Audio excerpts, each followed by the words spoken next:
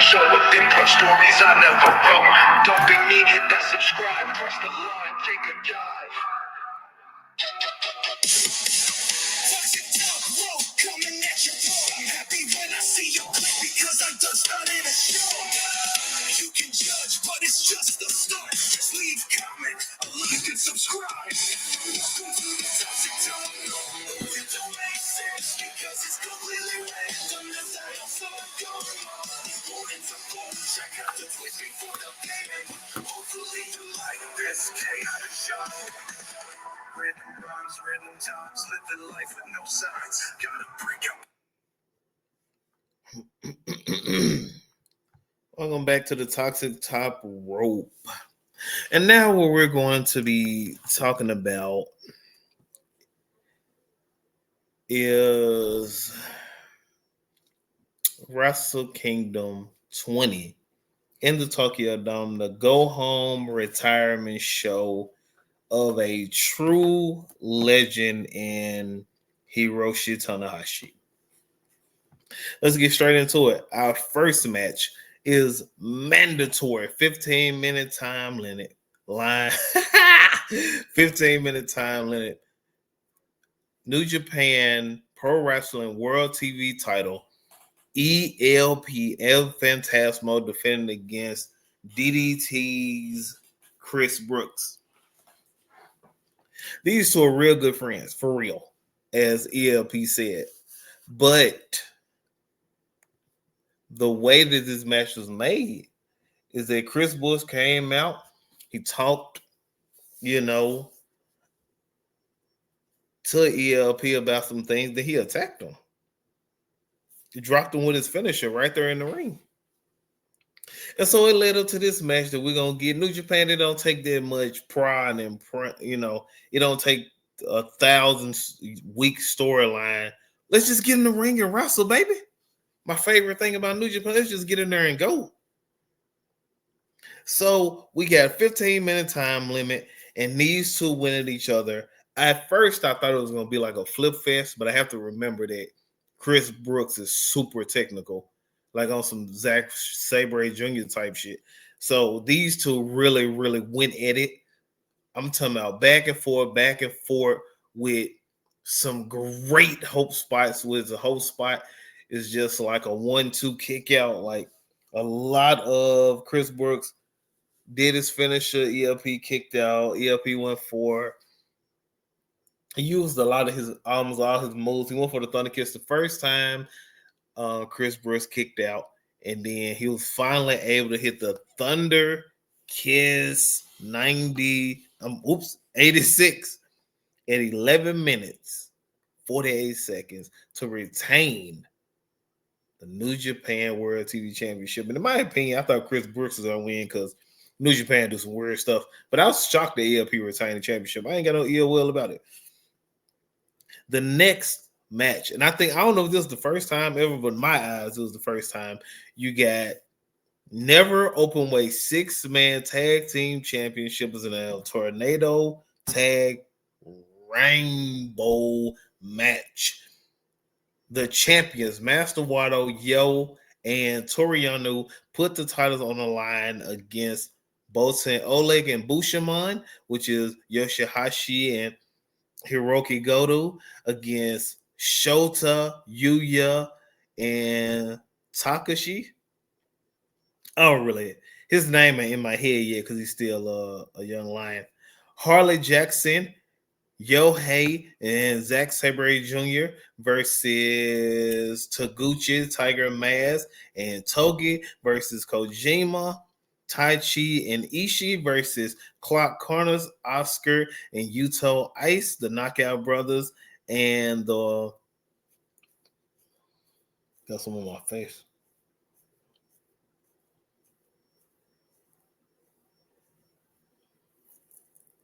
And 100 proof Clock Corners.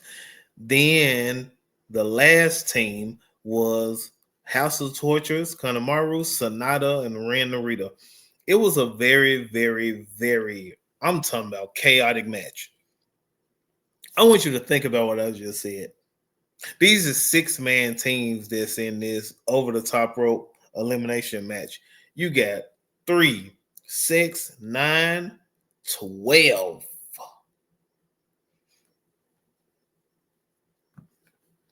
15, 18, 21, 24 people that are in this match for 20 minutes.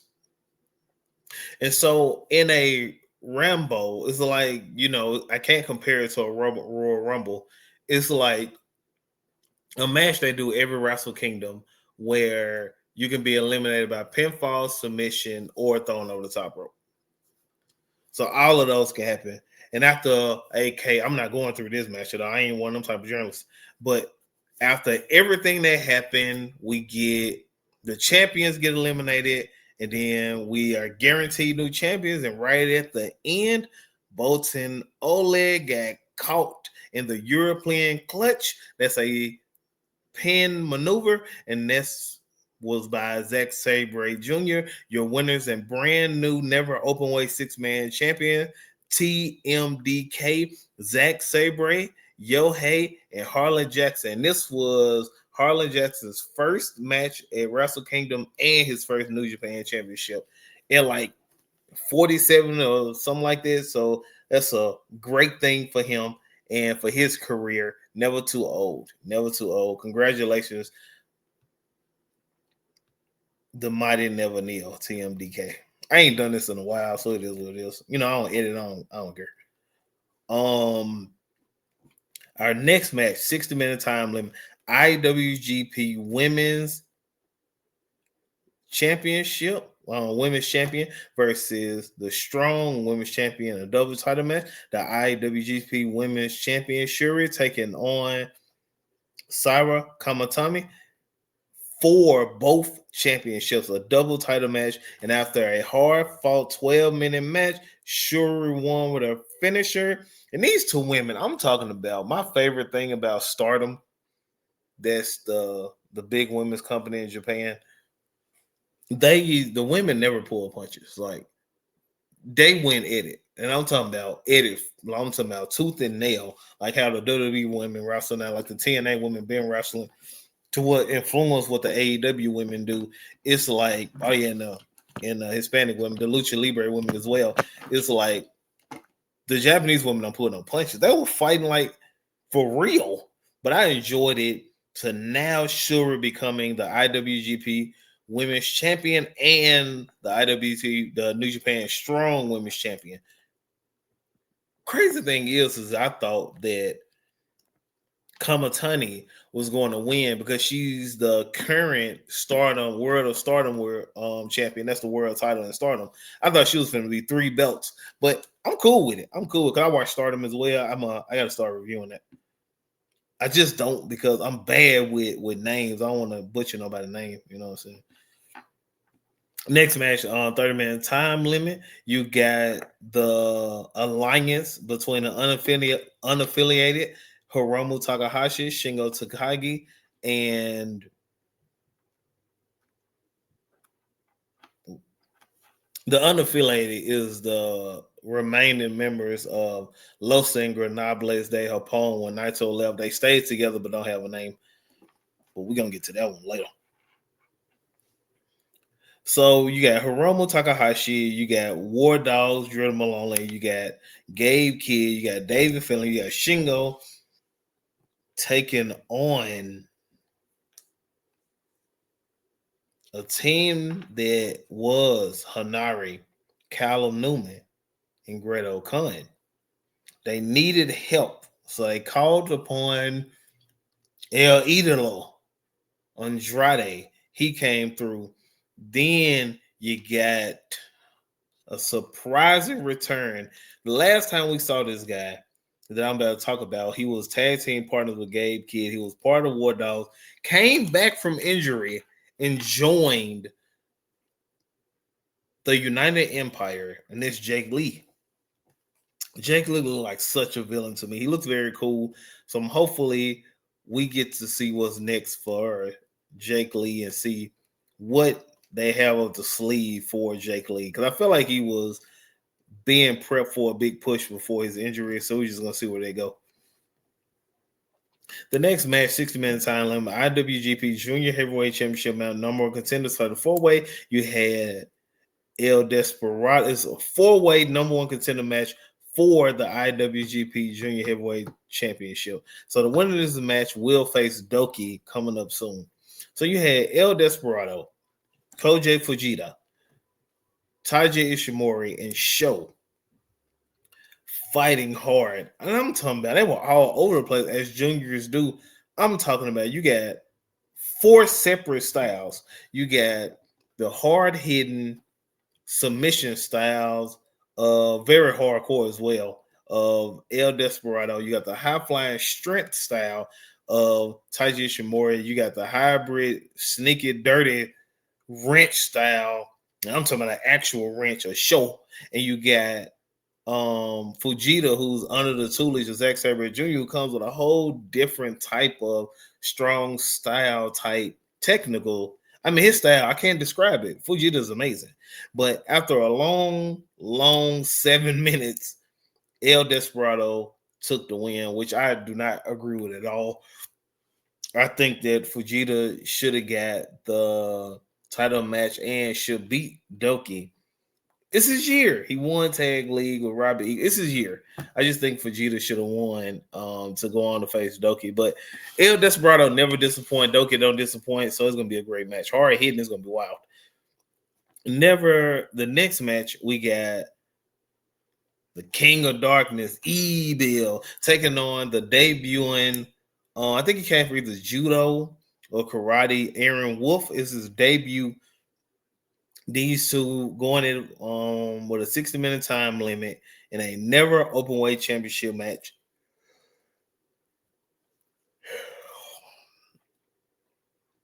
And Aaron Wolf won by referee stoppage. I mean, House of Torture tried a little bit to take this guy out. Aaron Wolf survived the entire House of Torture, and in his debut match wins the never open weight championship. One thing I want to say about Aaron Wolf, he looked like, you can tell that he was new, but he looked pretty good in there.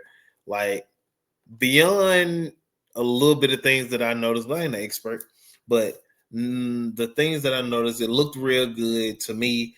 And I'm glad that we might see a future beyond him just holding the belt. I see a future with him and New Japan. So hopefully Aaron Wolf is in it for the long haul. Welcome to the industry, brother. Next match is for the IWGP World Heavyweight Championship and the IWGP Global Heavyweight Championship in a double championship match. You got Konosuke Takeshita versus global champion Yota Tsuji. These two fought. They did every single move in their moveset, with the highlight of the match being a Blue Thunder Bomb. Takeshita and Yoda got on the top rope, went for a Blue Thunder Bomb off the top rope, landed perfectly, nice and flat, and that didn't end the match. But that was the highlight. That was my favorite move of the whole match. I mean, of the whole night. That was outstanding. But out of all those crazy moves, out of all those hard hitting moves, Takeshita submitted to a Boston Crab, a deep Boston Crab, and your winner, and still IWGP Global Heavyweight Champion, and the new IWGP World Heavyweight Champion, Yota Tsuji. And one thing during the road to Wrestle Kingdom, Yota Tsuji said was that he was bringing back the classic IWGP World Heavyweight Championship.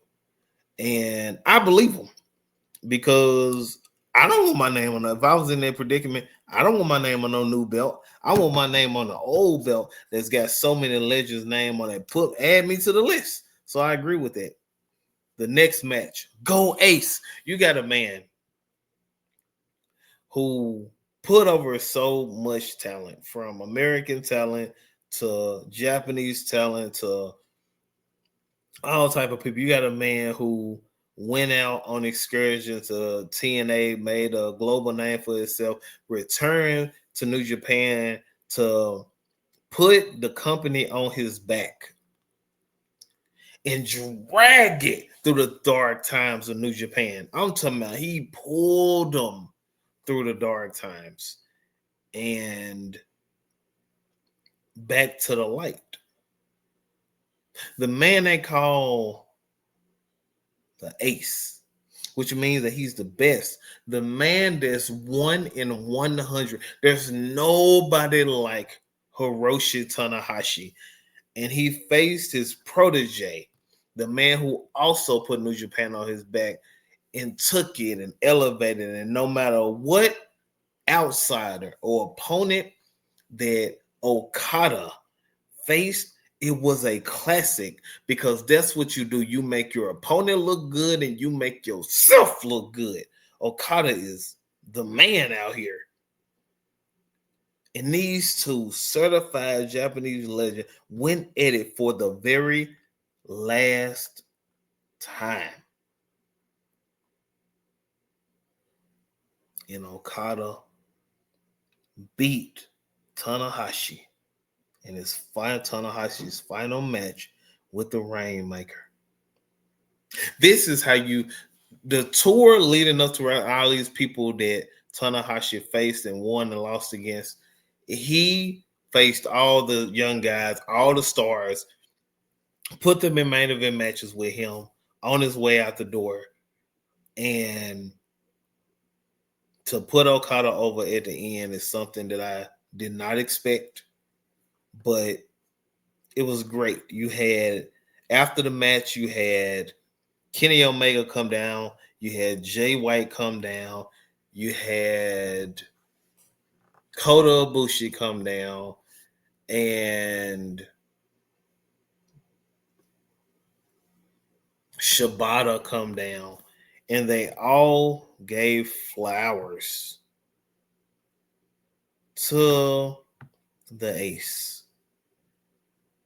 And he put it all, you could tell that he was old, Tanahashi, but he put everything on the line. And I can't do nothing but respect that. So walk into your role, Tanahashi, as the president and continue rising to the top. Thank you, New Japan, always for a great fucking show. Toxic job, bro, coming for your throat. Random show with income stories I never wrote. Don't be mean, hit that subscribe, cross the line, take a dive. Toxic job, bro, coming at your throat. I'm happy when I see you click because I done started a show. You can judge, but it's just the start. Just leave